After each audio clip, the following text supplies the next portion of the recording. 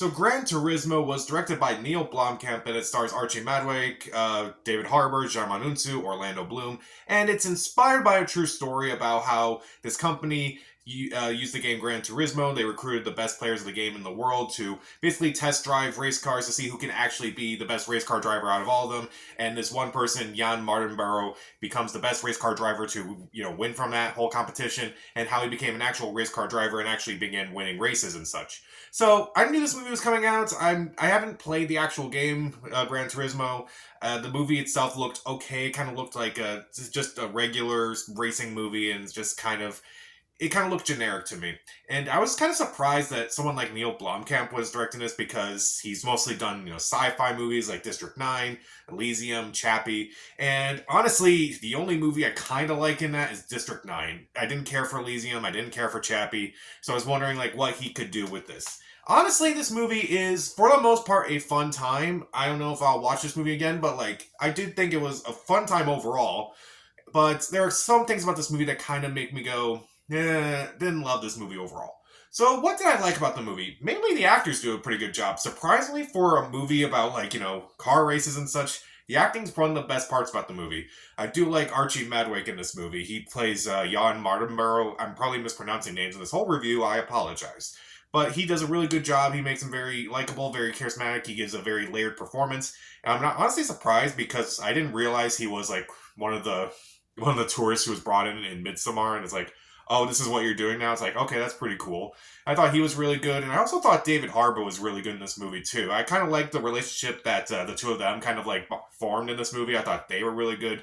But also, Jarman Unsu as Martin Burroughs' father also does a really good job. I also really like that relationship as well, because it's like it definitely feels realistic, and just doesn't come across as like campy or it's like cliched or anything. It actually kind of feels like a real relationship, and it actually is really well done.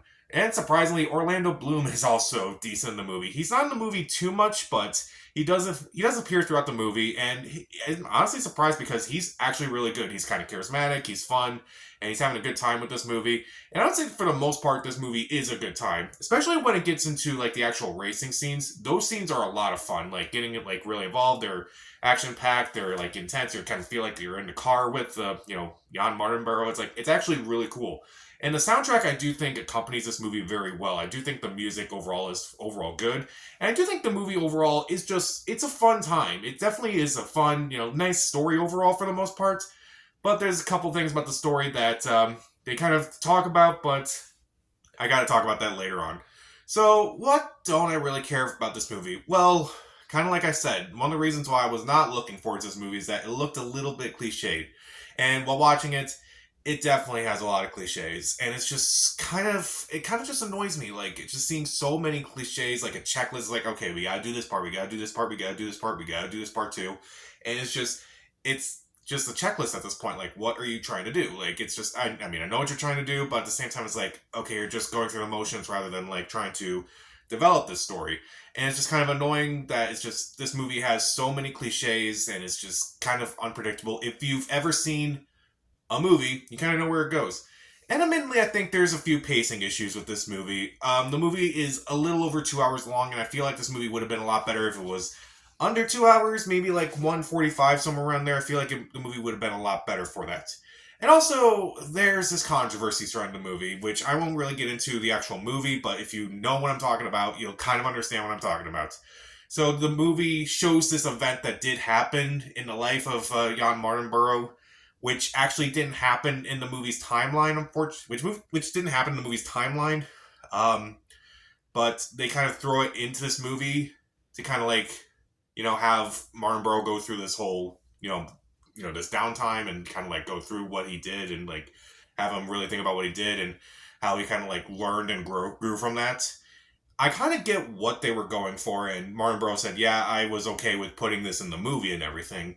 To me, it's kind of weird, because like they don't show like who was involved with this whole situation, and also it just kind of feels weird. It's like you kind of like have this person who's not even seen on camera, and what happened to them is going to impact like the rest of this movie, and like kind of like it's weird. And I feel like if this movie didn't mention that, I feel like a lot of people would also be upset, because I feel like no matter what they did with this movie, people were just going to be upset.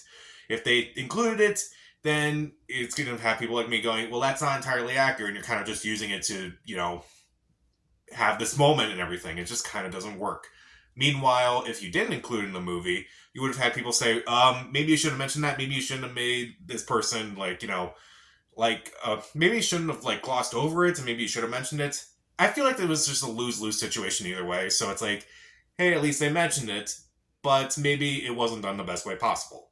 So even though the acting is really good and the racing scenes are really good and it's really fun, it's pretty funny and it does have a few heartfelt moments in it. Surprisingly, I did find it a little bit cliche. I did find the pacing issues to be. I found it to drag a bit. Like, no pun intended, it dragged for a bit. And admittedly, the controversy.